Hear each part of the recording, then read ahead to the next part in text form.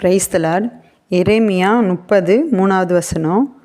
இதோ நாட்கள் வரும் என்று கர்த்தர் சொல்லுகிறார்.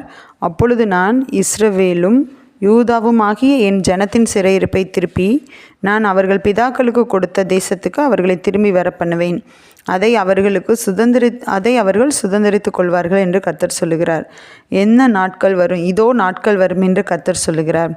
நம்ம சிறையிருப்பை திருப்புறதற்கான ஒரு நாள் வரும். கர்த்தர் அந்த சிறையிருப்பை திருப்பும்போது நமக்கு வாழ்க்கையில் என்ன நடக்கும் அப்படின்னா, அதே அதிகாரத்தில் 8வது வசனம் சொல்லுது, அந்நாளில் திருப்புற அந்நாளில் நான் அவன் நுகத்தை உன் கழுத்தின் மேல் இராதபடிக்கு, அவன் நுகம் சத்துருவோட நுகத்தை கழுத்தில் இராதபடிக்கு உடைத்து உன் கட்டுகளை அறுப்பேன் என்று சேனைகளின் கர்த்தர் சொல்லுகிறார். அந்நியன் இனி அவனை அடிமை கொள்வதில்லை. அந்நியன் இனி உன்னை அடிமை கொள்வதில்லை.